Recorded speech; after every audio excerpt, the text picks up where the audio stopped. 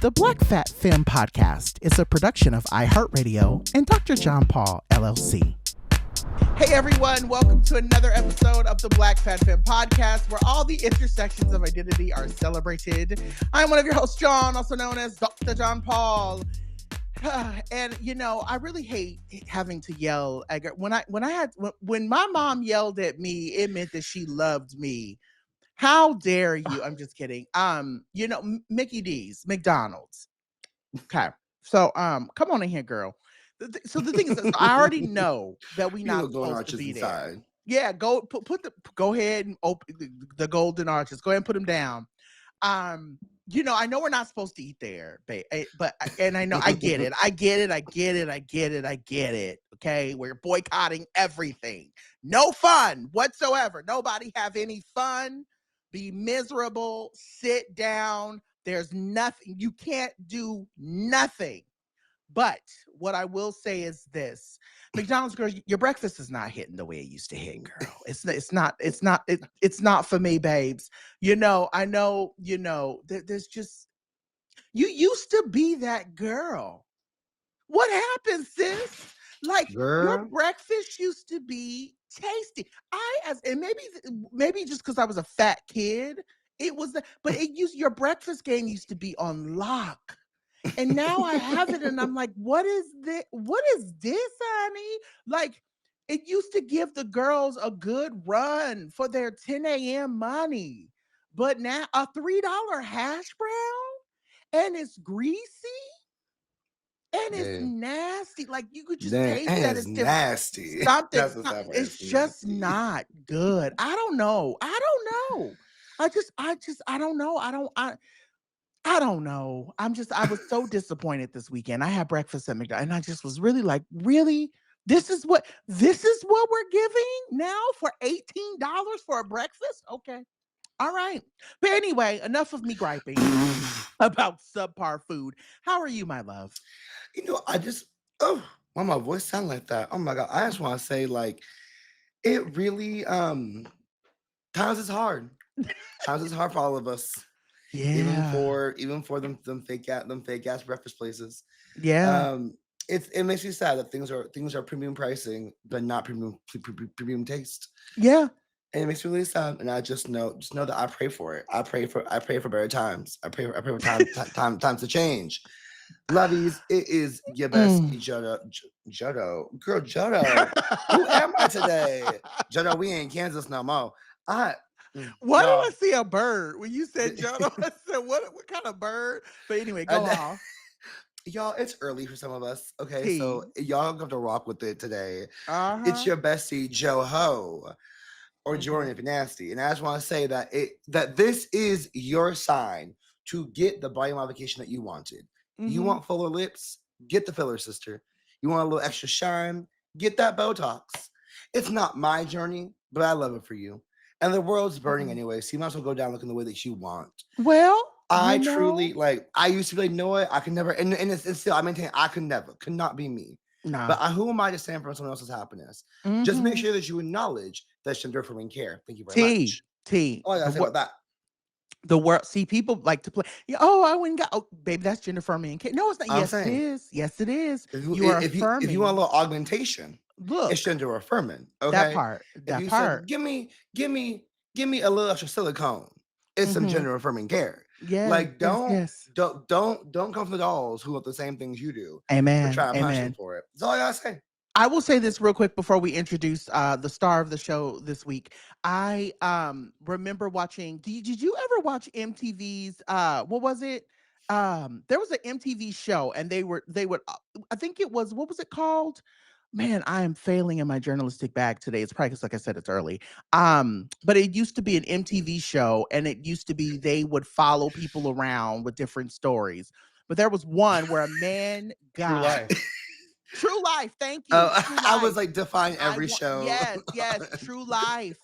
Yes, I'm just going to go ahead and intro in. This week, we are graced in our third seat by someone who is known for clocking tea, an award-winning journalist, Period. once president of NABJLA, USC, hey, professor, and writer of one of your favorite books, Historically Black Phrases. The voice you hear is my favorite Harvard graduate, Jarrett with two T's, Hill.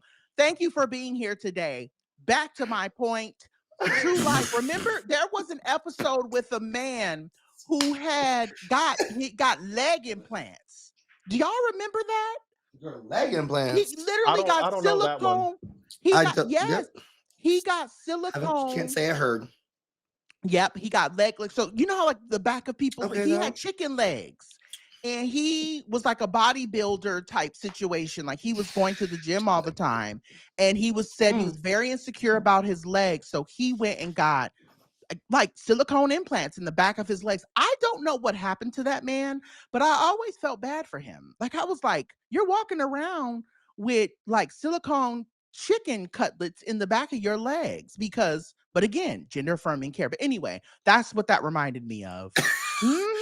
This man, who I pray is still here with us on this earth, who may listen to the show, may have just got triggered. Just got triggered. Because you had to be like, you had cutlet legs. He did. He put silicone. Now you walk around like, damn. They didn't forget that? Now he's gonna start crying. He's gonna write our show and be like, how dare you, bitch? I mean, I'm just here to, again, I just remind the girls. Today we're here with journalism to talk the truth. We're here. You said facts are facts. We are here to talk facts. And that is what we plan to do. But how are you, Jarrett, with two T's? How's your traveling going? I know you've been traveling.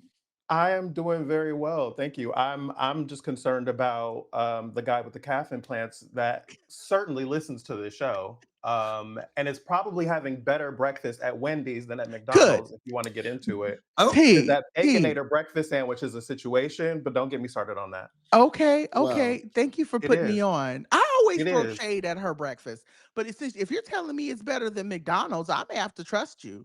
Listen, I grew up with McDonald's as like my fast food breakfast standard, and then like really appreciated the croissant sandwich when it came out at Burger King, but still was at McDonald's, right? Amen. But baby, that breakfast Baconator with the side of potatoes, that situation that they have at Wendy's, you got to try it and report back. Yes, I will definitely. You know what? So I may end up. I may not do it today. I could do it tomorrow, because I got a meeting tomorrow. But I'm definitely one of these days this week. I'm gonna go ahead and slide through and see what is given. But I am so happy that you are here. Thank you for making time and and being here for the silliness that is Black Fat Femme, but also for all the fun that we're about to have. I just want to point out that. Taco Bell has not had one complaint from anybody for breakfast. So just think about that. But anyways, Sharon, as we said, we're so thrilled to have you here with us today. You know that you are the queen of investigation. Yes. As mother said, nope. There's actually no time for rebuttal. I'm so very sorry. Oh, wow. Okay. All right. Well, I guess it's settled. No, please. No, I was just going to... completely unrelated to anything. I'm like, I don't think I've had the Taco Bell breakfast, but that's not. I've never had it either. I feel like I've tried one thing from there, but I can't speak to it well enough to give you like an analysis. Well, fair. When/if you return, because honestly, I would never want to return if it was me. That's a whole other conversation. Let me tell you. Okay. I hate it here. Okay. I think that you should go to the drive-thru, get yourself a little breakfast slide through. And see what happens. I just, I'm just saying they have a cute little breakfast burrito, which who doesn't love a breakfast burrito? Shit's delicious. Do they have Taco Bell where you are? Yes, they do. And I hear that Taco Bell abroad is actually better than Taco Bell in America. Anything abroad is better than domestic. You should live Moss abroad. Live Moss abroad. I'll tell you, being out of America, getting Mexican food at all is very difficult. And I want to be clear to all of my Mexican family. I know that Taco Bell is not Mexican food. I'm very clear about that. I grew up in California, so I could eat Mexican food.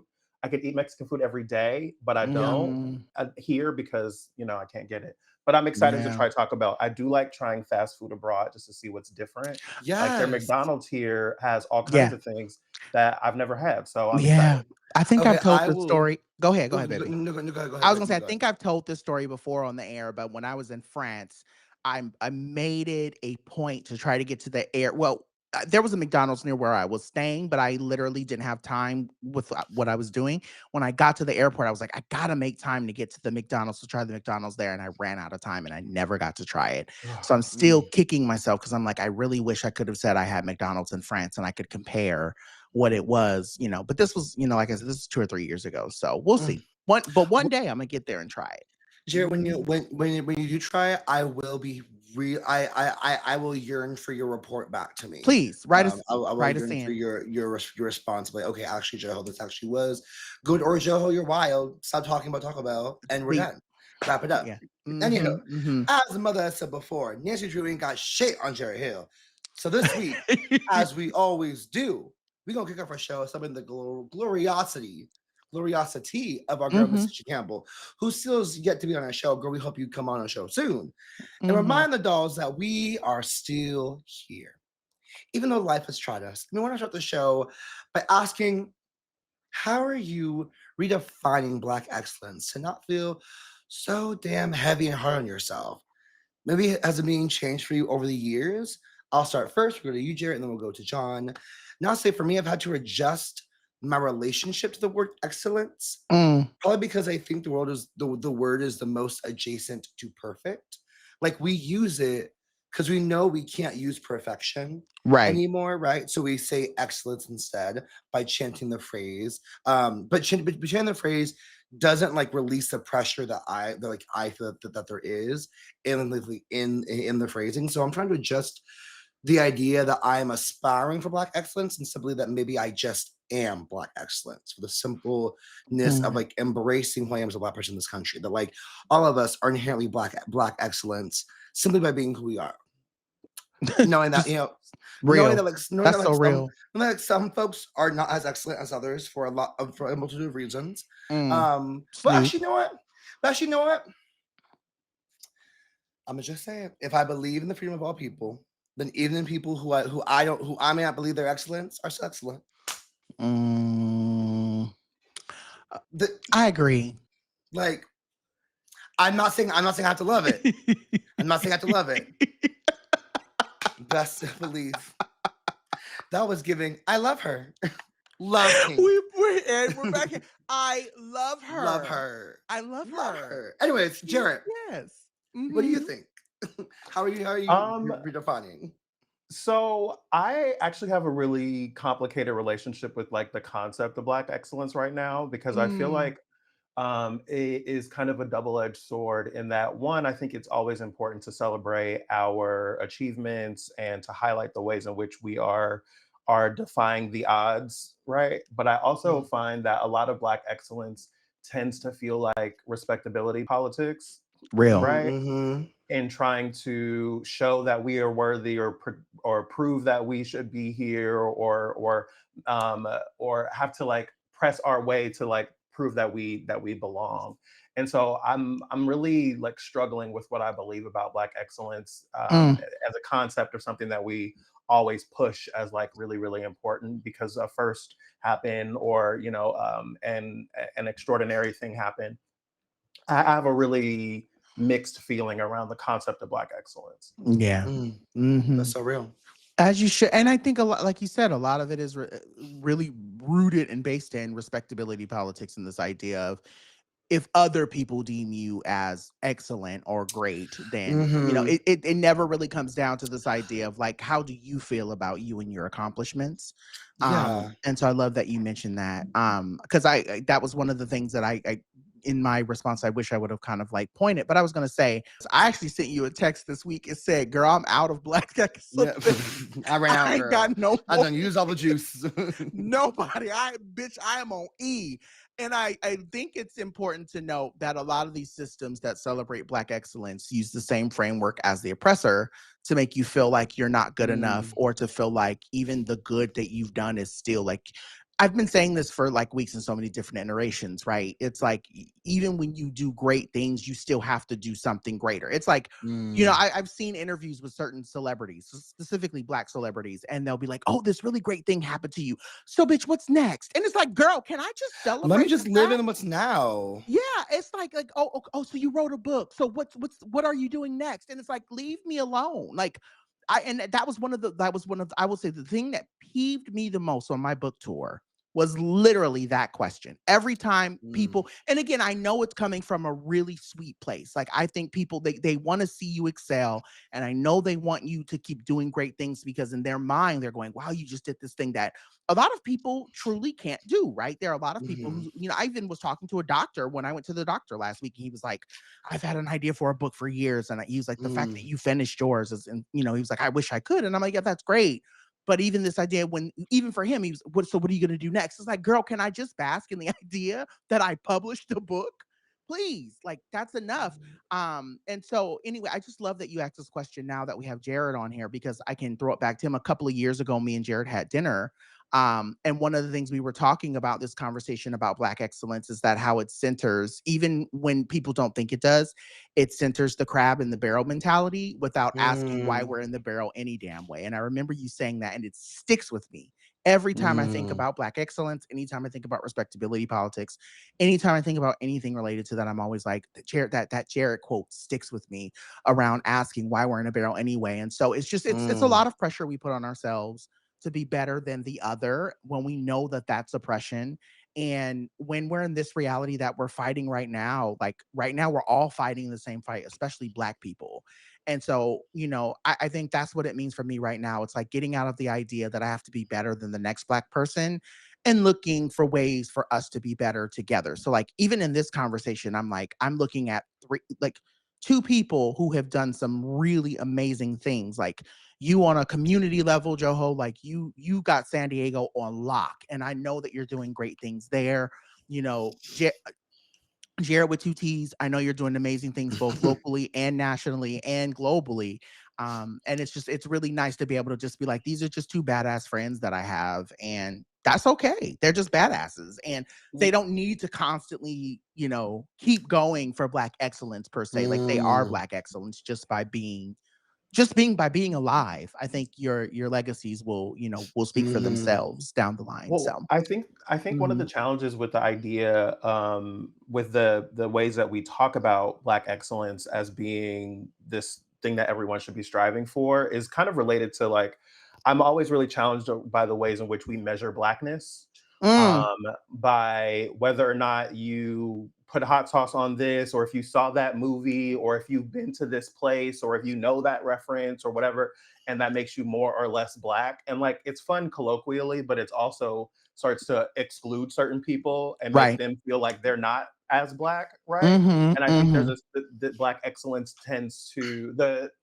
need for Black excellence all the time, kind of makes us have this idea that if we're not excellently Black, that we're not Black enough, or that we're not worthy of Blackness, or that we don't show up as Black, and that our Blackness is not worthy of celebration or commemoration or memorialization, right?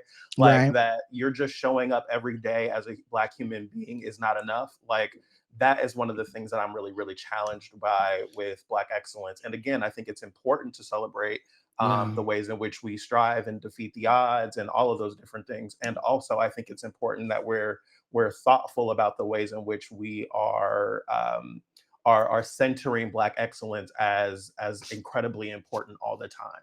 Real. Yeah. Well, now that we have all told Dr. Karenga, is it Karenga Karanga? It's Karanga. Oh, thank God, girl. Dr. Karenga, that we are tired of Coochie. It's Coochie Jackalia. Girl. Ooh, Coochie Jackalia. I knew, my brain knew it was going to be tough for me.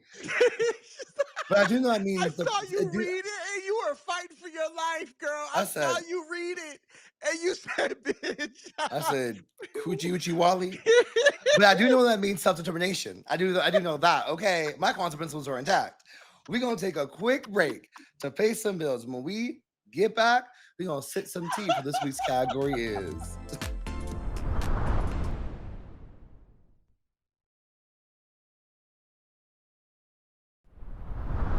All right, y'all. So to kick off this week's category is segment, we are talking with our friend and sister about the documentary that has many of you chipping and chatting. This week we are discussing, yes, girl, the Jussie Smollett documentary. But we are doing it with love and care because we realize that so much of the story hasn't done just that. And we don't want to add to the mess. Like, I'll be transparent and saying, like, I went back and forth with Jarrett with two T's and I asked them questions and I wanted to make sure that we handled this conversation in a way that didn't feel salacious, that it felt really like we're talking about it from a place of we love and care for Black queer people, regardless of what the narrative is being created around them. So, to start, Jarrett, I would love to ask you. I actually will tell you this. So I knew you were connected to Jussie, but I was gooped when I was like, oh my, I was like, my God, my sister is in this documentary. Girl, I literally watched it and was like, oh my God, we're interviewing in this one. Oh my God, yes. I've been to her house. Like, yeah, it was one of those moments of like, I know this lady. And so I was a little like, I was actually excited when that's actually what kept me in it, because I'll be transparent. I didn't want to watch it. I had a lot of people saying, oh, it came out. And I was like, girl, I'm over. Like, I'm past it. I don't want not to be dismissive, but I was just going like, I don't want to have to watch something where I'm watching someone literally fight for their livelihood. So that was what I had going into it in my head. And then when I found out that you were in it, I was like, okay, I'm locked in. So I'm gonna go ahead and stay here. And so I did want to ask you, I would love to know, like, why was it important for you to be involved with the project? And is there anything you wish that you might have, anything that, not want to say even you, that you think that the project would have done differently or maybe handled differently? So taking the first question, why was it important for me to be involved? One, thank you for the love and supporting the documentary because I was in it. I appreciate that. Um, I I found it important to be a part of this documentary because after getting to talk with Jussie and also starting to look at the evidence that Shelley Stanley, one of the investigative journalists or the investigative journalist who worked on this case, after starting to look at it more and more, I started to move from this place of uncertainty about the case because it's always been a case where it's like, I don't know what happened here, but something about what they saying ain't right. Right? It moved from that place to being like, oh, I believe Jussie, right? Looking at the evidence, looking at so many different facets of the evidence. And so I found it important because I also thought, like, as they were developing this documentary, I had reached out to Jussie and said, hey, I'm really interested in telling this story. Like, what is the status with it? And Shelley and Abigail Carr, we're already working on a documentary. And he said, like, I'm not doing something about this, but I know these people are. If you want to talk with them, you can connect with them. And so when I came into the conversation, it was important for me to be a part of it because there was not a Black person that was behind there. There was not a queer person that was there. And I thought that piece of the cultural element of this story was incredibly important.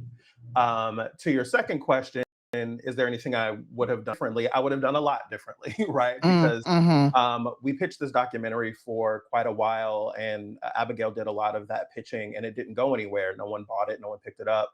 But Raw, the company that later came along and produced the documentary, they came on board with this Netflix deal, and that is how the documentary ended up being made and coming to Netflix. However, we had to give up any editorial or producerial input. So we were only voices in the documentary. And so I would have done a lot of things differently. I would have let us produce it and have editorial control or input. And also, I feel like one of the things that really frustrated me with the director, his name is Gagan, one of his goals, as he said in the press for this, was to leave people unsure. And I felt like that was ethically irresponsible. Exactly. Okay. Right? Okay. I found that to be irresponsible.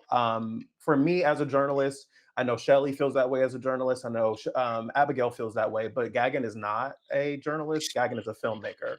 And so his goal, his mission was very different than that of the mission that we had in making this documentary initially. And so he wanted to make some good entertainment, which he did. It's an entertaining film. It gives you the roller coaster of doubt of, I believe this, now I believe this, maybe I believe that, maybe I believe this.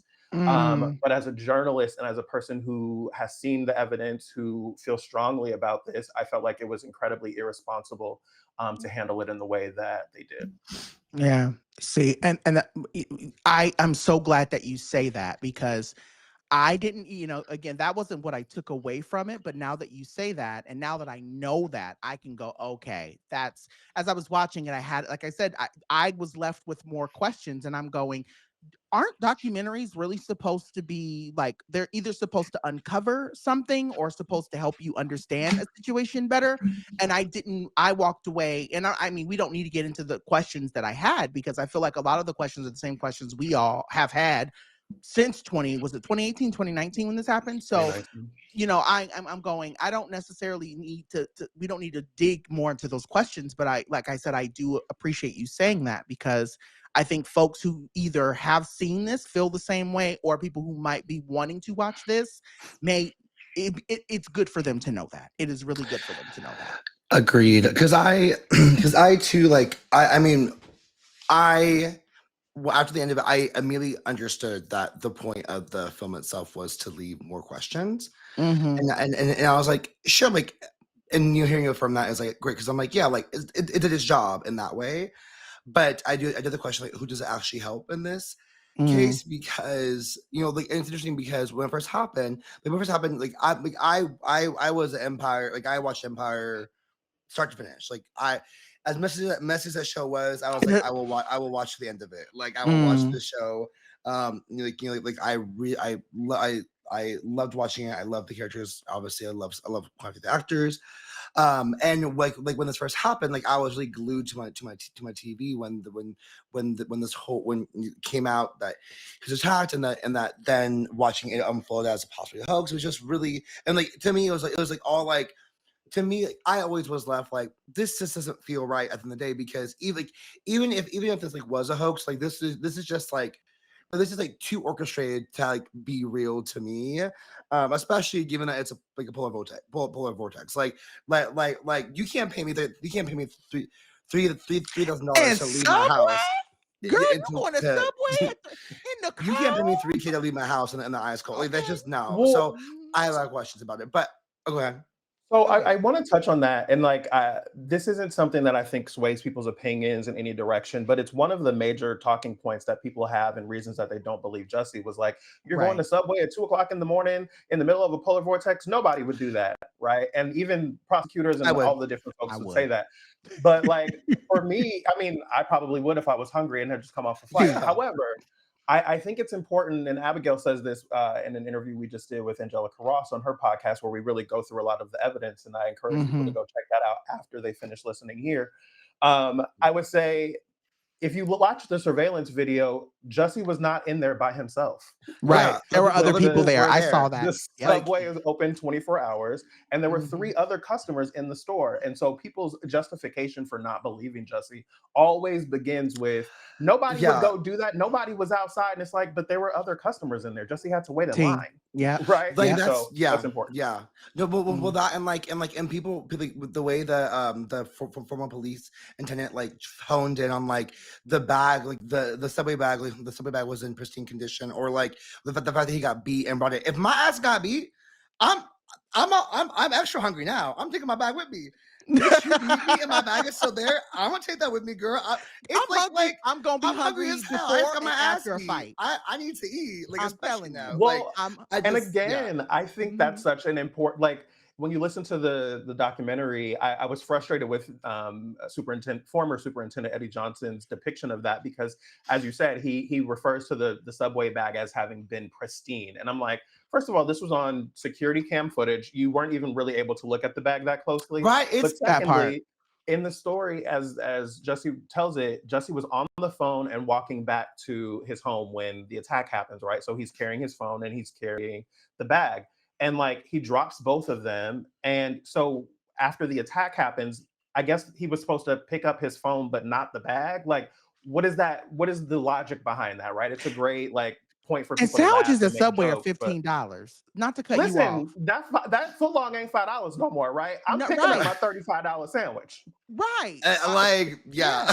No. I'm hungry for sure. So Let me tell you, let me tell you, I know you have another question, Joe, but I have been in car accidents and I have had food. Like I kid you not, my very first car accident, I was just coming. I forget where I was coming back from, but I remember having food, and I remember getting in the car accident and the officer being like, "Is there anything you want to grab from the car?" And you know what I grabbed? The food that I had just ordered, because my McDonald's breakfast. Thank you. That period. I don't have the desire to argue someone's trauma response. Like that's that just part. not Yeah. that's not my business. What you grab. So like so I'll just say like yes, it is job in terms of making you have more questions. But I was frustrated because I was like, it doesn't really help anybody like by the end of this. Right. And it's sad because part of me honestly like parts of that honestly forgot about it. And so part of me does feel like, does this help him or does this like reignite people's like frustration? Like I had no idea that his trial was in 2021. Like that I was like, oh, like I was deep in the pandemic. I was not thinking about anything beyond my own home or my own city. And so I do wonder, but I wanted to ask, like, regardless of your views regarding the core of the story, how do you think this documentary explores our relationship with the police and the criminal justice system, especially with a city like Chicago as a focal point? I love this question because I think one of the things that gets lost in this conversation a lot about the Jussie Smollett story in general. What did I miss? So I produced this segment, and so when you said you love this question, I was like, okay. But yes, go as off. a journalist, there's nothing I love more for my subject to be like, oh, such a great question. I'm like, yeah. no, thank you. No, literally, I'm like, I produced this segment, so go ahead.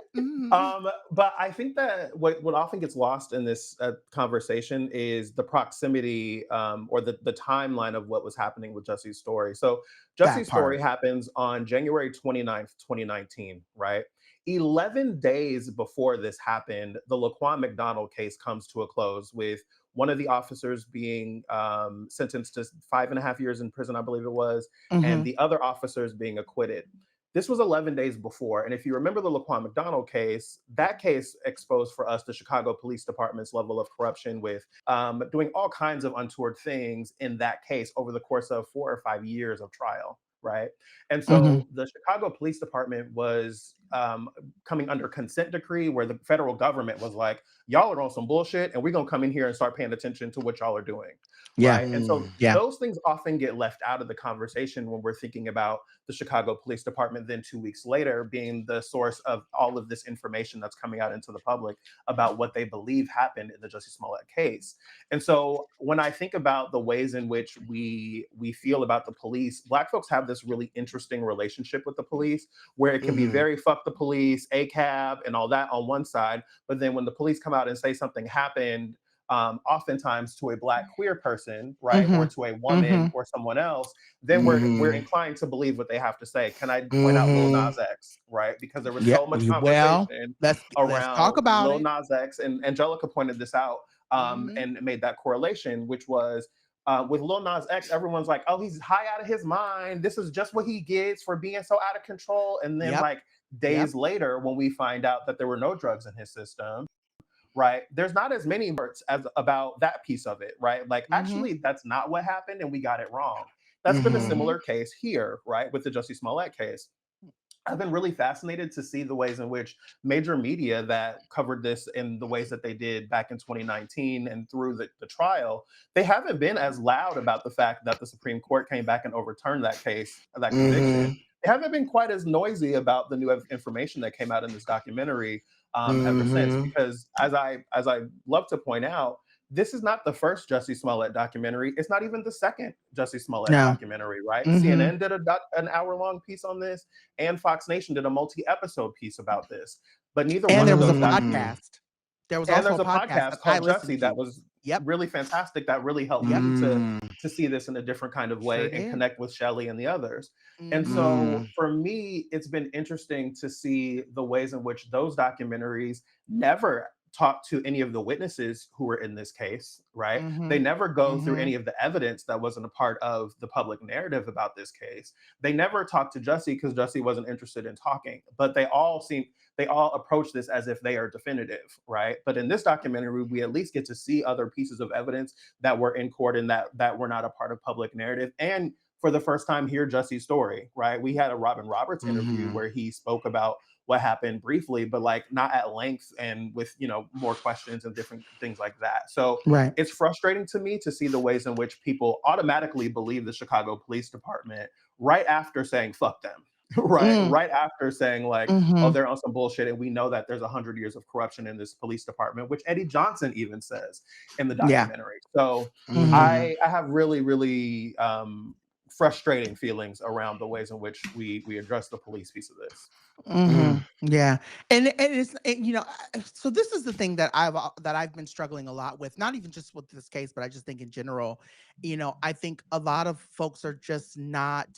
They're not at a place to understanding that a lot of these systems are not for us, and that's the thing. That's immediately even in all of this. That was the thing I always kind of kept at the forefront. I said, these systems, and I say these systems, meaning police, all of that, they're not here for us, and they're not here to protect us. They've never been here to protect us. And so that for me is what has helped me be able to kind of keep this idea of like, I'm going to trust. And I even tweeted this, and it was, or not tweeted, I posted this on Threads. I said, I don't care what nobody says. I'm gonna go ahead and just believe Jussie off principle, because I don't trust police, right? Like that's literally where my heart comes into it, because I've never trusted the police. And seeing not even just what's happening in Chicago, but seeing what's happened in LA, knowing people that I know and the things that have happened in different states, even seeing, I've had friends talk about stuff going on with Portland PD and how they've, harmed Black people, Black queer people, in Portland. I just can't get behind the idea of believing a police officer before I believe another Black queer person. I'm sorry, I just can't. But anyway, all that to be said, regardless of how we all might feel in regards to this case, one of the questions that I had, or one of the things I was thinking about was, Smollett noted on several occasions that he felt emasculated by the public's reaction. I would love to know from your standpoint as both a friend to Jussie, and also just, just knowing what we know about ourselves as queer people, how has this doc deepened the conversation around emotions, and how does it deepens or complicates the understanding of false accusations when it comes to LGBTQ people? Yeah, I think about this a lot now. Every time I'm hearing a story about a celebrity did this, or even not just celebrities, but like when we see like media narratives about a story, it makes me a lot more skeptical, right, T. about what I believe. And also not just because I'm always thinking like the person is always telling the truth, but because I know that there's a vested interest in getting clicks. There's a vested interest in getting people to stay on your cable news channel, or to tune into your show, or to do whatever. And so it makes me much more curious to hear what the person has to say about what happened to them. Because if we look at the feedback to this documentary, one of the most consistent things that I've seen is, I don't know if Jussie's telling the truth, but I don't believe in brothers, right? And like people are able to listen to a person's story and decide for themselves what they think or believe or are questioning about it. And when I think about false accusations, people often say like, oh, well, because of this case, then no one's ever going to believe victims again. And we hear that every time there's some kind of story where a person is accused of making a false accusation. But I'm like, y'all wasn't believing people in the first place, right? Bingo. You didn't believe women, you didn't believe queer people, you don't believe trans people. So this case didn't change shit. Right? You didn't believe them when they first told you what happened to them. So what are we talking about? Right? And so the idea that this case or anybody's case, we think about this with Cassie, with Diddy, and like the people who are coming out and making accusations against Diddy, and people believing those people or not, right? With R. Kelly cases, and those are like enormous cases. And Jussie's case, to be clear, is nowhere near that, right? Of what he's accused of. And I think about the ways in which we talk about victims in our culture, and like we have such a hard time believing victims, especially when they are women or people that are a part of any other marginalized group.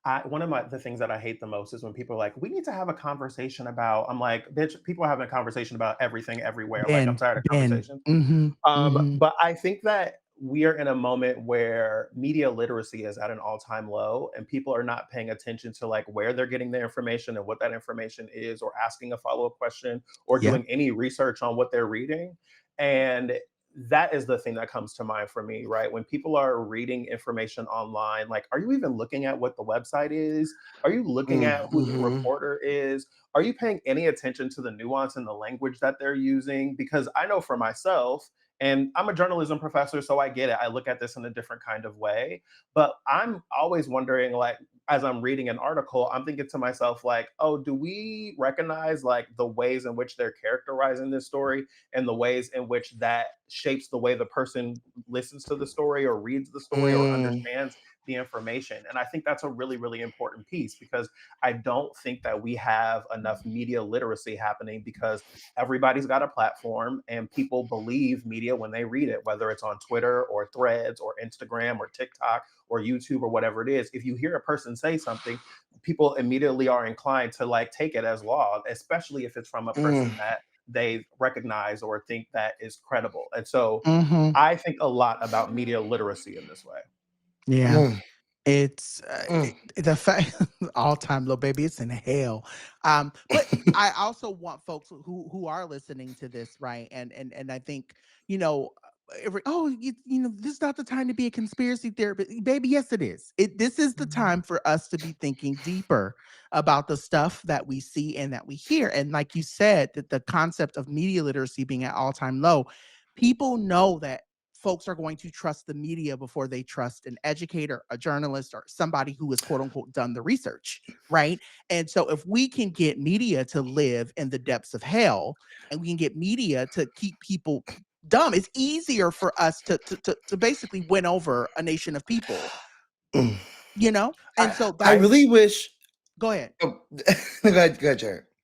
I get frustrated with how quickly we can call anything a conspiracy theory, right? And I want to be Mm. clear: Mm. there are plenty of crazy ass conspiracy theories out there that you're like, no, girl, what? In a pizza place, they was doing what downstairs, right? Um, but I also want to acknowledge, Yes. like, if we just Mm-hmm. look at the case that Donald Trump was brought up on in Georgia, right, which was Mm-hmm. a RICO case with him working with a bunch of other people to try and steal the election. What is the definition of a conspiracy? People working together, right, Mm. in an untoward way to accomplish an unlawful goal. Right. Now, that would be, I don't know, a conspiracy, right? But we Mm-hmm. have the Mm-hmm. idea that a conspiracy is something that is crazy and wild and unbelievable and all these other things. And it's like, no, conspiracies actually happen all the time. If we think Mm-hmm. about Project 2025, Project That's a 2025 is conspiracy. Yep. people conspiring to work together on this project. Mm-hmm. Conspiring is not something that is not happening or that is wild or crazy or what have you. And so when people dismiss everything as a conspiracy theory, I'm always like, yeah, but like there's also a lot of evidence that supports what this person is talking about, or there's been a great Mm-hmm. amount of research that shows what they're talking about is genuine or is at least worthy of question. And Mm. so I get frustrated with the ways in which using the phrase or term conspiracy theory immediately dismisses someone's point of view. Yeah. Mm. Mm-hmm. And I was just gonna say, like,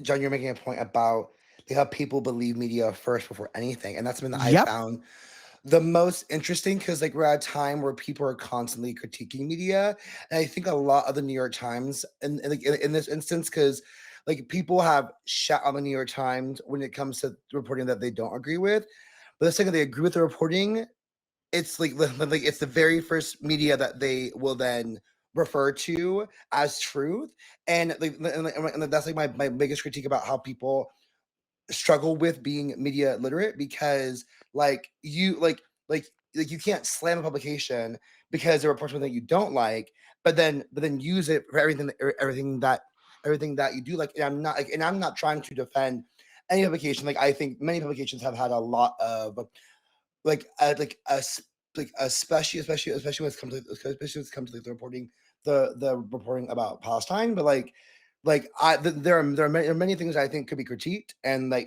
have Mm. not been good or could be better, but like you can't like I get frustrated when people will then like slam a publication for that and then the next day be like and the next day post that exact same Yeah, publication I've seen people do that too. for a Yep. news story. Like girl, Mhm. you have to understand like how reporting also actually works. Mhm. That's how reporting like the system reporting is built on not built the way you think it's actually built. And I wish Mhm. people understood that so much more because it makes me so frustrated because and I think a lot about I went on this group trip years ago and this girl was like media does not move culture whatsoever and I was like you are fucking wild if you think that media is one of the Bitch, where? the first Yes. movers of culture. Like Mhm. it's the first thing people see when they wake up and often the last thing that they see when they go to bed. Like media in any form is exactly what helps shape and move culture. And Mm.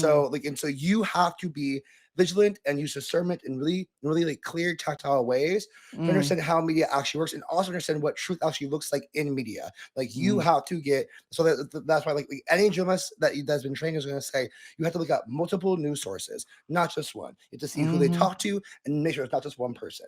Like there is clear specific training that people do not understand that you need to get to really understand what journalism really is. And Yeah. I wish people like sorry to like rant. I like it's just it's sad. It's sad when you're trained in that and people like the second you see one post that post becomes wildfire and nothing else will then dispel that for anybody. And you just have to sit there and be Mhm. like, that's actually not literate. Like that's actually not like media literacy. But like Not right. It's go not off. media literacy at all. Go off, girl. Yes. Go off. Mhm. Yeah. I Anyways, yeah. I find myself I'm very much with you here. I think that oftentimes I'm a defender of the media, right? Like Mm-hmm. uh, as DJP was talking about, I was president of the National Association of Black Journalists in Los Angeles and been a member of NABJ for a long time and often found myself defending the media, right? And more specifically journalists and journalism. But I Mm-hmm. also as I've been away in grad school for the last year and a half and like off on break and trying to figure out, the things I'm going to be doing next. And kind of wrestling with like, oh, but also the media is a big part of the problem, right? Yeah. Yes. Mhm. Which Yes. Yeah. contributes to the conversation, especially corporate media, right? And I think that you made reference to Gaza, right? And like the ways in which we see American media talking about Israel and Gaza and the way we see world news talking about Israel and Gaza are very Right. different. Right. And America Mm-hmm. has vested interest in talking about Israel Gaza in one kind of way and maintaining a certain narrative, right? Corporate media and billionaires. I think about this specifically when we were looking at the 2024 election, when certain newspapers, the New York Times, the LA Times, and Washington Post, would not endorse Kamala Harris even at Right. the advising of their editorial boards, right? Because Mm. these Mm-hmm. papers run by billionaires, right? The New York Times is different a little bit, but still. Um, but like we see those endorsements not happen because there's a vested interest in a certain narrative. And Mhm. the idea of what journalism is supposed to be, the way journalism is supposed to work, is showing up differently. And so we have to Mm-hmm. also recognize that the CNN and MSNBC and the Fox News and all of them, they're all corporate media and their mission is making money, Mhm. right? I remember being in school and one of my media teachers asking us like, what is the purpose of television? And if you think about it, if you don't think about it long enough, you'll be like, oh, storytelling and television shows and blah blah blah blah blah. No, no, no, no, no, honey. Just The to make purpose of money. television is to make money, to sell Mm-hmm. ad Mhm. space. And whatever Mhm. we can put in between advertisements, we will do.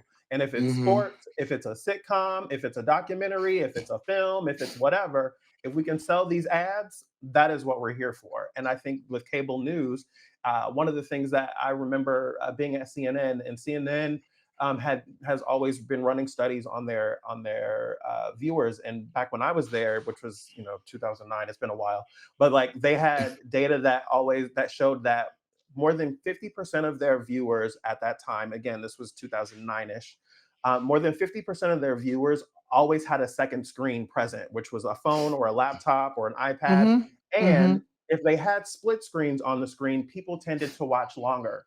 So if you watch CNN, they tend to have split screens up more than any of the other networks, but they also Right. know that they can kick people to the phone, they can kick people to the iPad. This is Mm. all to make money, right? And so when we're trusting corporate media, we have to be discerning, as you said, Joho.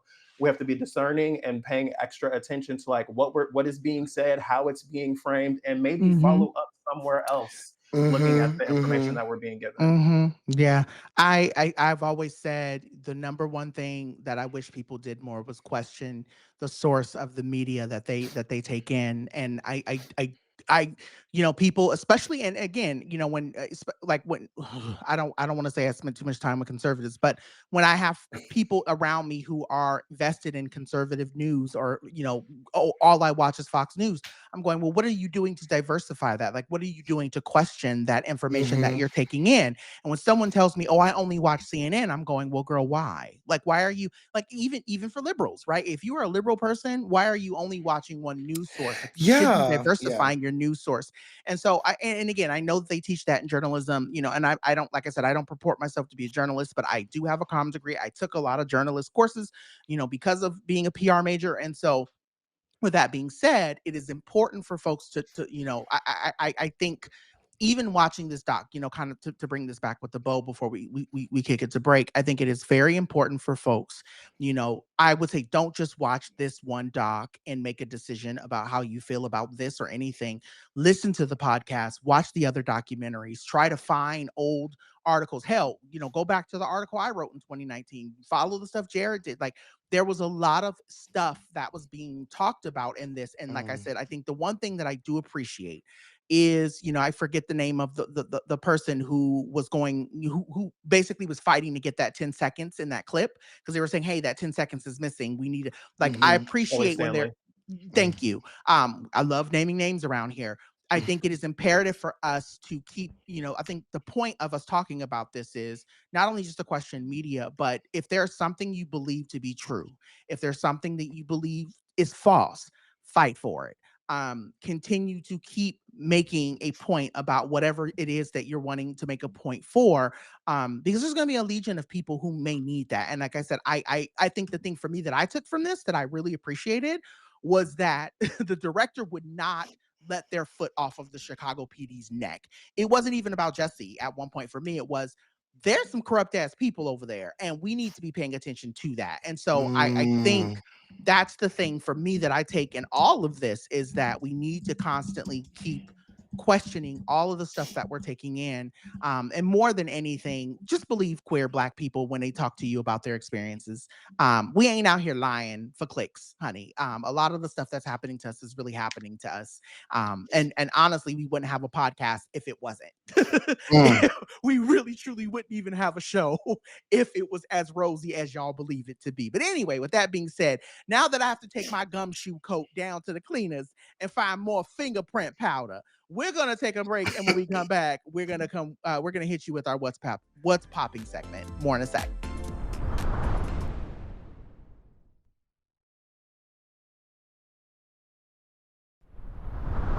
All right, fam, we are back, and we are Black as always, and we could not have you back, Jarrett, one of our writers of historically Black phrases, and not here to talk about Blackness and Black ass shit. So this week we're going to talk shop about some Black culture, particularly Black subcultures in a non-conventional way, if that's okay with y'all.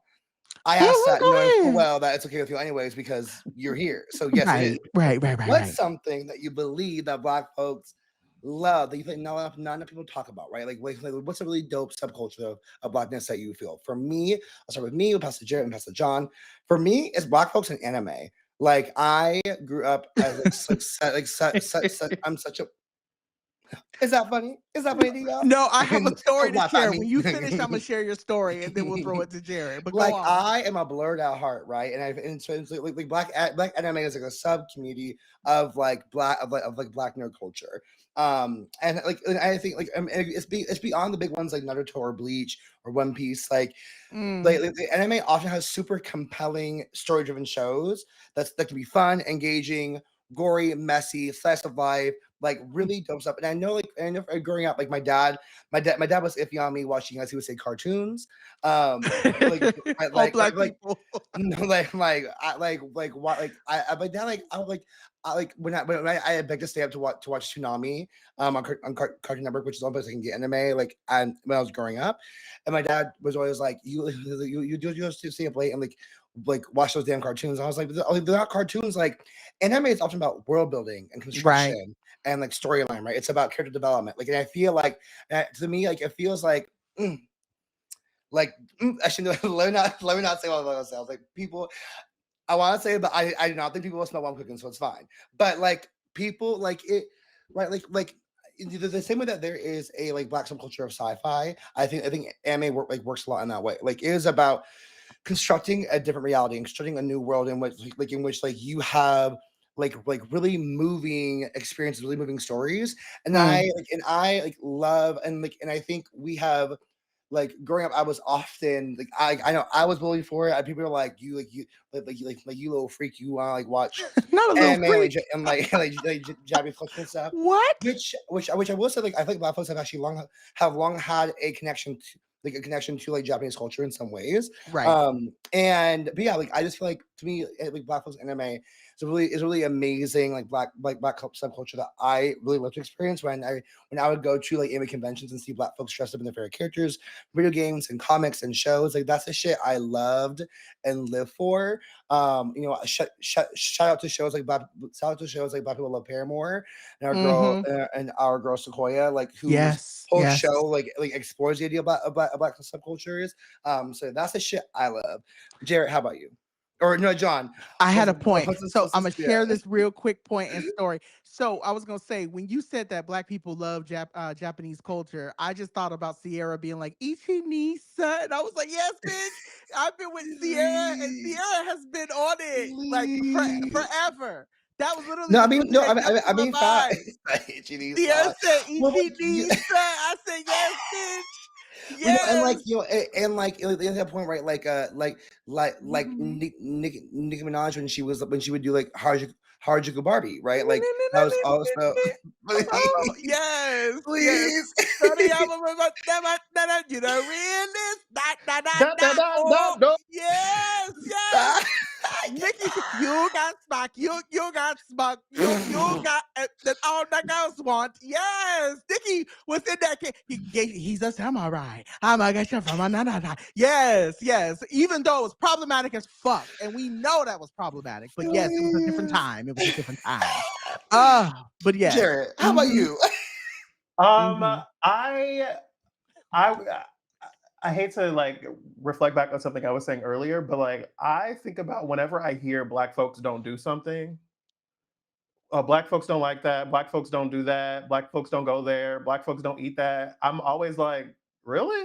And I think about this in a similar way as I feel like we've heard so many of our trans siblings saying to us, we've always been here, right? We are not new. And like our queer siblings say the same things, right? Like we have always been here. And like Tre'vell Anderson, who is co-author of Historically Black Phrases, we've talked about this many, many times, but like the idea of us just showing up on the scene, like Laverne Cox was not the first trans person in America, right? And like the idea that these things are new is always really frustrating to me. And I think about that with blackness as well as I'm traveling around Europe and seeing black folks in the different places that I'm going. I'm like, no, baby. Black folks are everywhere. We may not be in high concentrations everywhere, but blackness has been everywhere, right? Yeah. And in that same way, like blackness does everything. Blackness has been everywhere, and blackness can be or do anything, right? And so whenever I hear someone saying, oh, black folks don't, or black folks wouldn't, or black folks haven't, I'm like, what is that based on? Right? Like, where are you getting that information? And so that's what comes to mind as I'm thinking about what black folks embrace that is maybe not expected in culture.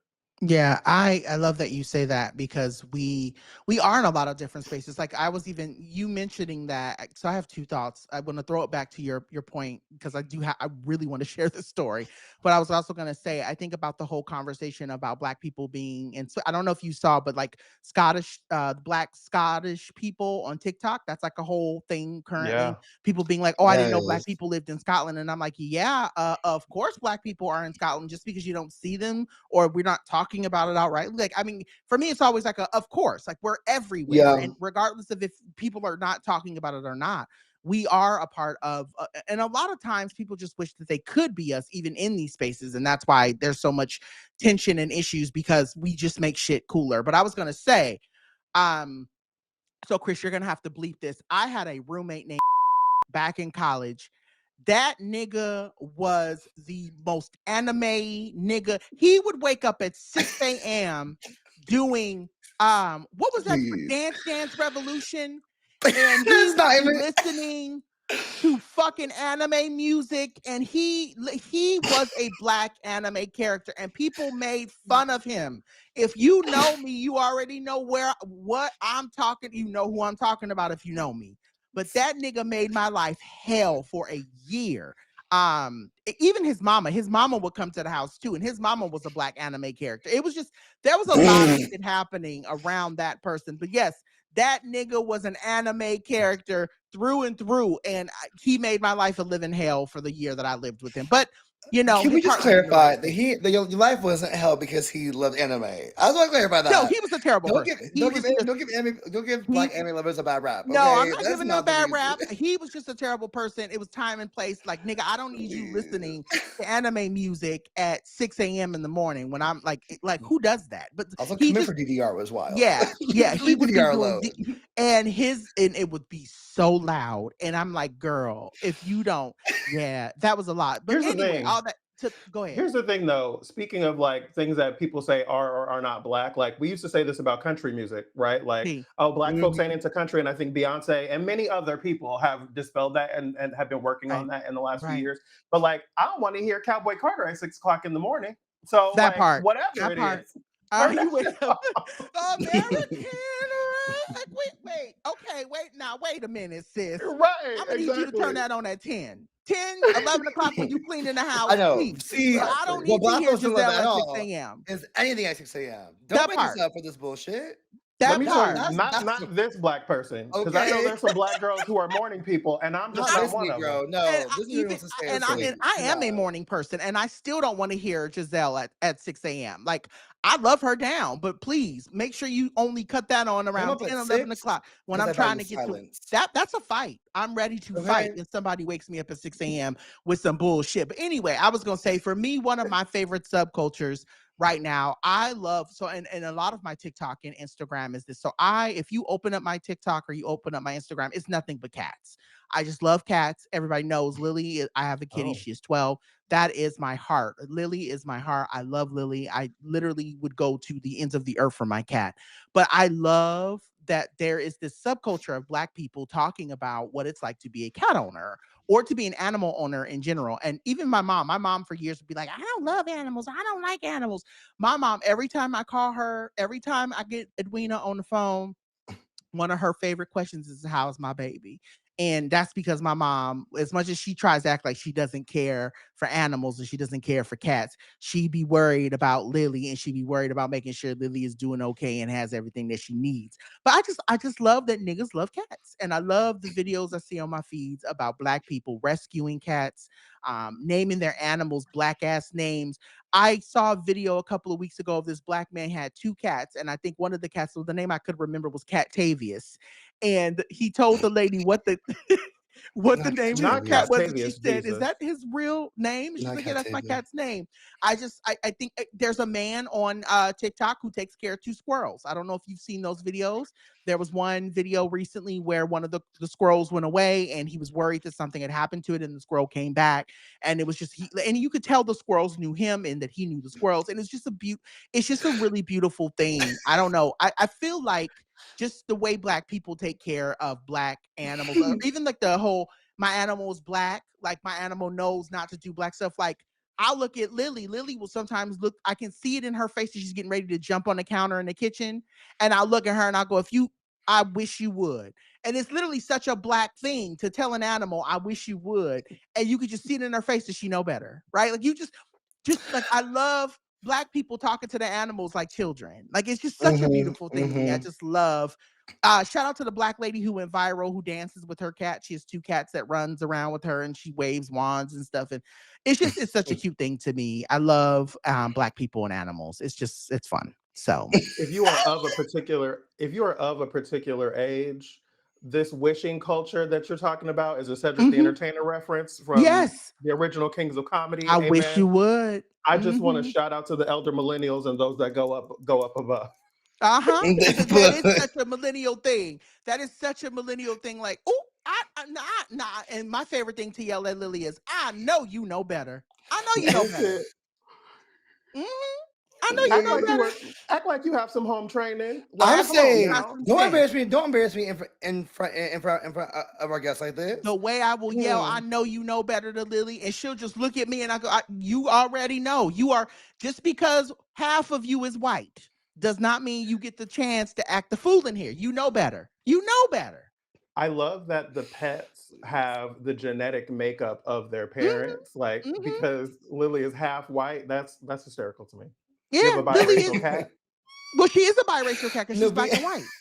I always call Fernanda, one of our cats, a biracial cat because she's Black and white too. I'm like this little mixed bitch be doing crazy ass shit. Yeah. And like, man, stop. Stop, girl. She gets money. She's so funny. I love that for us. That's love so Kitty. True. I live. Okay, fam. Well, now that we have you thinking about what subculture you would like to join and be a part of, we gotta take one more break. We'll be back with the alternate segment in just a bit.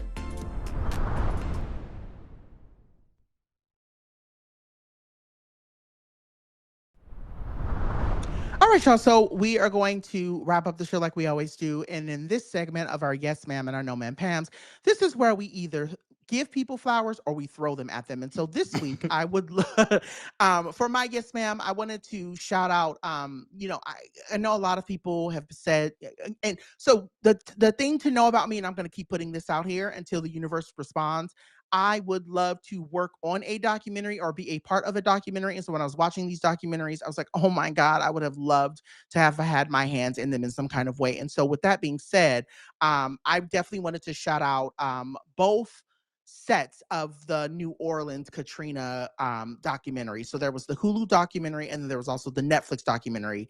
And if you want to know personally, DM me and I will tell you which one I thought was better. I don't want to say that on the air, but what I will say is that I believe that all of the documentaries did such a beautiful job in really telling the story of what truly happened during that time and really set us up to understand what we're going through now. And as much as people probably didn't take that away as they were watching it, I was watching it with the eye of, oh, that's how we got here in terms of media and the ways that we talk about covering things in the media. So that was just my takeaway for that. So if you haven't had a chance, go watch the Hulu doc, go watch the Netflix one, make your own decision about which one that you really truly love. But what I will tell you is that both of them are great they're great stories to listen to, and it's a great way to show storytelling. I also wanted to shout out, I think it's important to also note the folks that were missed in Mississippi and parts of Texas that were looked over. I think it is imperative for us to give them love as well, because I'm sure that they went through a lot of shit too with Katrina, and no one ever really talked about it.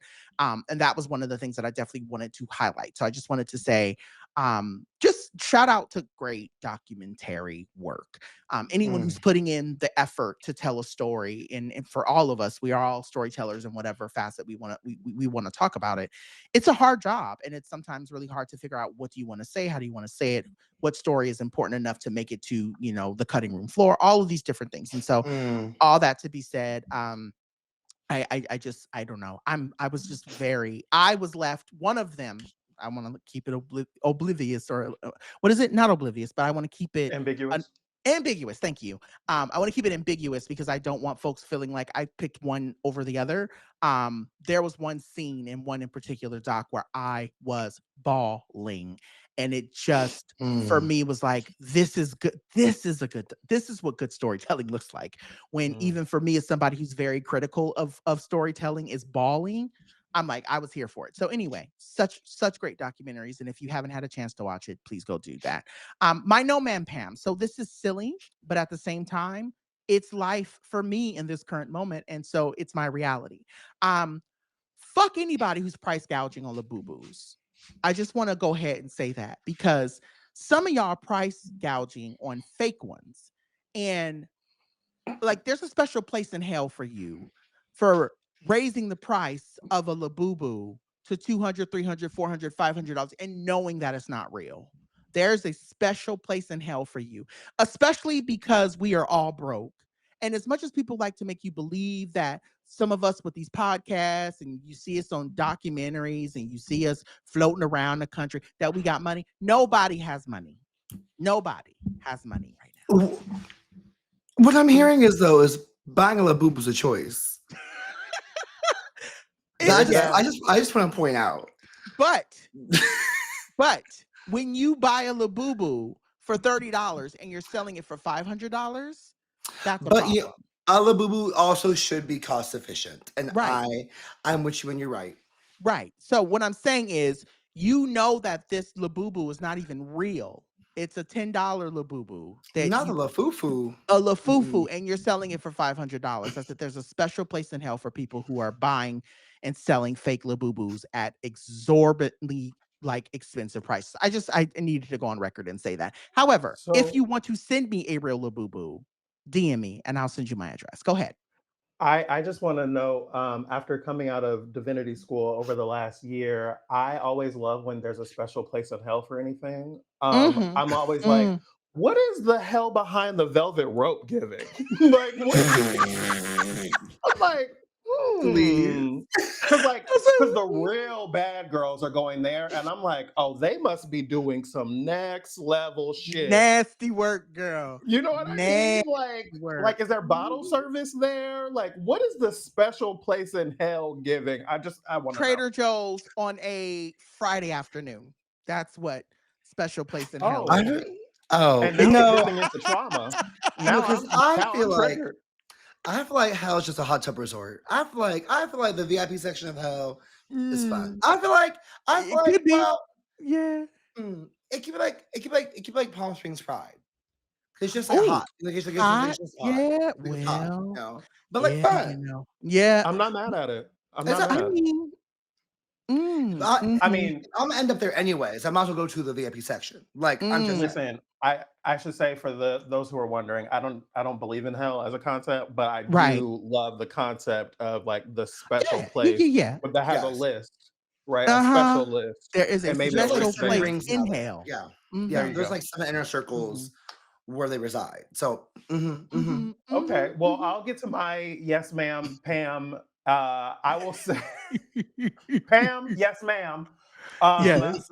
I have to preface this by saying one of my weird traits as a friend to the people in my life is when someone gets laid off or leaves their job, I am the friend who's excited for them. And usually they're like, bitch, I am not here for your woo-woo, there's something else for you kind of energy. But that's very much how I feel when people lose their job. So my yes, ma'am, is thinking about all of these people who have, we've seen data in the last couple of weeks about 315,000 Black women who have lost their jobs, many of them coming out of the government or coming out of diversity, equity, inclusion roles and different things like that. But also, we know Black unemployment is at its highest level. And a lot of folks who have been, that aren't even necessarily Black, but they may be brown or in other marginalized communities, or white folks who have been doing that work. I'm really curious and excited about what those people do next. Right? Because those people who have been in high level executive roles or as creatives or as philanthropists or who have been building community and networks and all kinds of different things, I'm really feeling excited and called to that group of people who are going to be creating whatever we do next. Right? They are going to be working on the next project. They are going to be the people who are going to be dreaming up, hoping for, developing, creating whatever is going to come after this, after this shit show that we're in. And Right. so I yes, ma'am, to those people. I'm calling out Pam and saying yes and saying like, Yes. I want to know where those people are. I want to hear from those people because I know that you're frustrated or confused or unsure or having an identity crisis about losing your work and those different Real. kinds of things. But like, I'm Mm-hmm. really, really curious about where those people will be, and wanting to Mm. speak to those people, convene those people, encourage those people, converse with them, and support them. So, Yeah. that's my yes, ma'am. I feel like my no, ma'am to Sister Pam is going to Pam is like, now why am I in it? No, Pam was like, why'd you? I get it. You see, I get Pam was, thrown I just in mind my own things. business. Yes. Mm-hmm.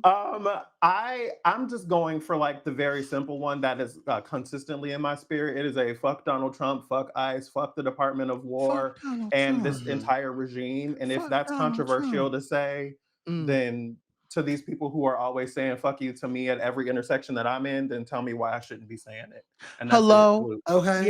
Yeah. Mm-hmm. No, you you are on the right podcast to say fuck Donald Trump. You are literally like, there's no better place. Like, I could give you a ticket to come back here to say it on my microphone. If you would like to fly into LAX, I will Noted. pick you up and drive you to my home. Oh God. Plug in my microphone and say, Jarrett, you've got the mic. Fuck Donald Trump. Please. You are at the right place at the right time. It is always a good time to say. Then I know I'm in the right place. You I are in know the I'm right in the place, right place honey. then. There is no other place. What's that Rather Be song? I'd rather be with the Coca-Cola. Yeah, that's it. That's it. You are in the right place, honey. I'm thinking about Ray Charles and was it the Pepsi commercial back when we were kids? You got the right one, baby. Yeah, you got the right one, baby. Yeah, you do it. And I said it, and I'm gonna keep saying it. It will be a glorious day when we get to celebrate that big, beautiful obituary. Let me tell you, Mm-hmm. I love that you called it the big, beautiful obituary, not Yeah. obituary. I just want to point that out. But I will say that I have been waiting for No One Mourns the Wicked to be Yes. performed. I've been saying to my best friend, I want the Broadway cast of Wicked to be outside of wherever that funeral is happening, giving us singing, fan kicks and all the things during the eulogy loud enough to be heard inside, giving us No One Mourns the Wicked. I want that character who cut Galinda off. Remember when Galinda, she was singing and he was like, no one more. And Galinda was like, bitch, I need him being outside, just singing, screaming and hollering, nobody mourns the wicked. Amen. Listen, amen. What a moment. What a moment. Joho. Please. Oh my God. God, make me. I live for you both. My name is Pam. I'll start with that first. Also, fuck you to RFK Jr. because the whole Maha movement. What is Maha? Is that a fish? Make America healthy again. Bitch, that's Mahi. Mahi. Maha. Not into single Mahi. Like I have the Mahi but just with Mahi because I'm not that hungry. So the Maha movement, Make America Healthy Again, which I have to tell you, I had not known existed until recently. And I get one Mahi? Sorry, that took me out. That's the appetizer. The appetizer serving is this the single Mahi? Just a Mahi, just Mahi. Not the dinner portion. Got it. Okay. Exactly. You know, you get 2 Mahis for dinner, 1 Mahi for lunch. You're so stupid. Go ahead. No, I had knew the Maha movement existed for quite some time until recently. I met this guy who I would like Hugh lives near me, and we were working on an issue together, and he was so nice, so sweet, and met him in person, and I was like, Make America Healthy Again? And I was like, oh, no. You're MAGA. I was like, oh, and I was like, oh, it sucks. I'm like, he was such a nice person. And I was like, no, this is so bad. Yeah. And I was like, my whole time I was like, well, how can I exit this conversation with this man? But I'll just say the new guidance on vaccines that would be given for this new year is just piss poor. It makes me so sad to know that. I mean, I'm not surprised, but it's sad to know that our government doesn't give a shit about us, even more so Nope. than before. And now it's just like making it harder for people to access the care that they want and need, or like to make people feel safe, especially with like COVID surging again. So I just wish people, and also the people who are like, is that still exist? Is that still a thing? Yes, baby. People are still being disabled by it. So like, how about you check yourself? Like a colleague just messaged me this morning saying that they have COVID. Like, you know, I am all for you want to adjust life to be fun again for you. Girl, go ahead. I get it. Trust me, I get it. Like I do things much differently than I used to before. And also, I'm not trying to get sick again, girl. And and people are actively still being harmed by it. So like, please stop saying shit like, oh, it's still a thing. Yeah, girl, it's still a thing. Unfortunately, when try as you might for not to be, it will be a thing. So don't have him do that. My yes man Pam is to two VMA things. If everyone watched the VMAs this week, one is Sabrina Carpenter because she brought the dolls out for her song. I don't know what her song is, but she had Simone, she had Lexi Love, she had Willem, which I was like, what an interesting placement. She had Laganja, which I lived. She had Honey Balenciaga, she had Deshaun Wesley, and more. And I was like, you know what, Sabrina, I love it. I love it. Yeah, I love Sabrina. She deserves her win for Short and Sweet. It was the best. It was the best pop album. She's the best pop artist. I'll give her that. Hands down. Also want to give it to Mariah Carey, not because she won the Video Vanguard Award, even though she did deserve it. I will say Mariah Carey did give us videos of our time for sure. But my yes man Pam to her is because she is the best at being Mariah Carey. Because this woman could not walk more than one step at a time. And you could see in her face, she was like step, step, step, breathe, note, step. So like, she was giving a robot, and I lived. She tried to bend down to touch a fan. The girl could not bend more than that. Girl, I will be like, baby, is your spine not adjusted? Because I can tell she cannot move more than this. No, it's that outfit she had on was too tight. That's what it was. She's notorious for being like, they literally have to like surgically put her into a lot of the stuff that she wears. And I believe that was part of the reason why she could barely move last night during that performance. Well, I mean, she was giving RuPaul, and I was livid. Like, I was like, this is exactly how RuPaul moves. And you know what? She deserves it, and I love it. You know, like, she's an icon, regardless. Go ahead, girl, do your thing. I live. So yes, ma'am, Pam to those. Yeah, I love Mariah for just being Mariah. Yeah, but same. Same. Just enough. No, and I'll give her this. Her mic was on. Her mic was on. Her mic was on at certain points, but yes, her mic was on. Wow. No, the use of the word surgically about the outfit, I'm like, I'm imagining her going under anesthesia, like having to wake up like from 100, sweetie, right? And she wakes up in like a Valentino gown. They start at like 8 a.m. Like, okay, girl, we'll see you in about 9 hours. Take a nice little nappy poo. Exactly. Do a little time, but don't you worry, Mariah. So when you wake up, you're ready. And but the thing is that she also has to be put into a good chamber because she can't lay down because she won't be able to get up. So she has to be like a chamber, standing still. Like, of course. And I love that she didn't even she was holding the Moon Man, and she was like giving Ariana like taps on the back of her shoulder. I just love that Mariah from so far away. Yeah, no matter what, like it's just it's so Mariah, and I love. But I'll tell you this: Mariah. Earth healed that day. Earth healed last night because so many people were like, they have a feud going on, and Earth healed. Everyone's like, I've never thought they had a feud. I've always thought that they were. When Ariana first came out, people were like, she's coming from Mariah's gig. They're like never. There's some interview. So I remember are we going down this road? I remember Ariana. I think it was Ariana and Jennifer Hudson in Mariah's like Christmas video. Oh, Santa! Yeah, that was the first moment, and there's the first moment where you're like, wait, they're not fighting. I have a hard time believing that Mariah is that insecure in a very like Nicki Minaj kind of way. No shade for the bars because I live as well. No. But like, I just don't understand the idea that Mariah Carey would be insecure about Ariana Grande also having a whistle register. Never. Yeah. I don't think Ariana could touch even half of Mariah's catalog personally. I just, and again, I'm not, and people know this about me. Mariah is not. I am not a lamb. I will say that. with all respects, those who are, I love that journey for you. But what I will say is that I know talent when I see it, and Mariah is talented.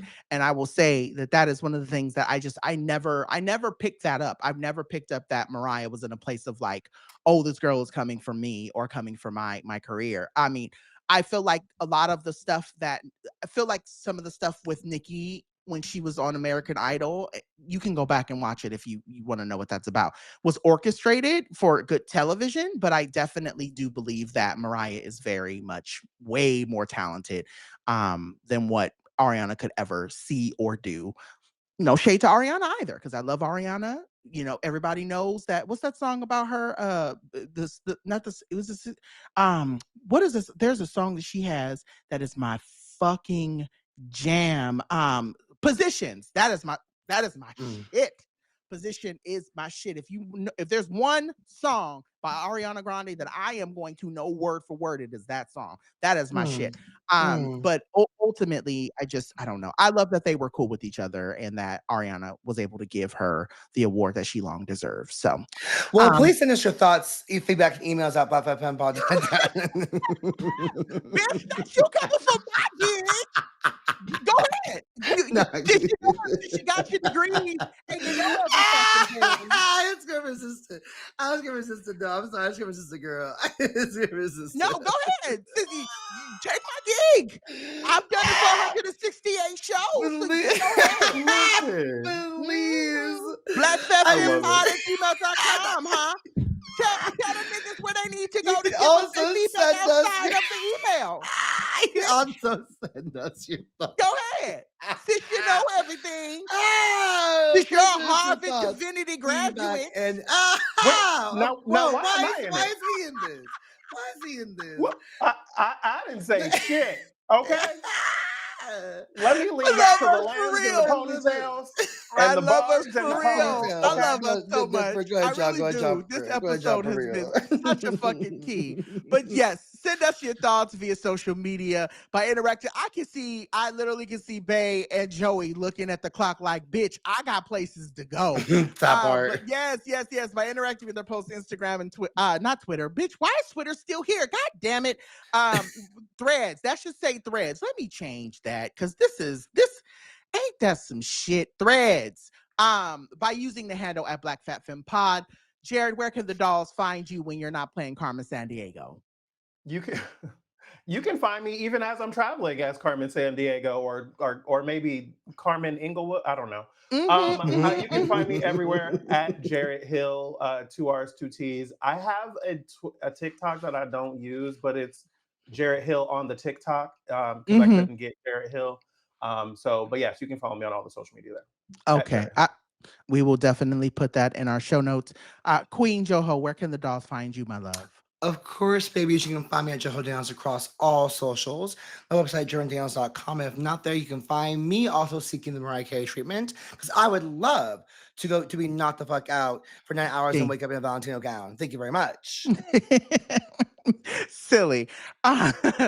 Well, as for me and for mine, you can find me and details about where I will be. We actually have I'm not going to announce it yet, but we do have a date in mind for another book stop. So I will probably be talking about that in the coming episode. And there will be a special guest that will be in the seat with me that will be doing the talkback. So once we get the details locked in, we'll definitely mention that. But yes, if you want to learn more about my book, www.drjohnpaul.com. You can also find me on socials by using the same thing, Dr. John Paul. Buy the book. Tell your aunties, your mamas, your cousins to buy the book. And if you already got the book, buy another one because all we need to do is just keep running it up. Also, you can watch my spot on ABC, Our America, Who I Am Meant to Be. And yeah, you can just find us anywhere and everywhere. Out here paying bills, girl, trying to keep our sugars low and trying to make sure that we take care of ourselves. We want to thank our super producers, Joey, Pat, and Bei Wang for handling all the logistics and everyone over at iHeartMedia for continuing to keep the show up and running. It is such a blessing to be on this network.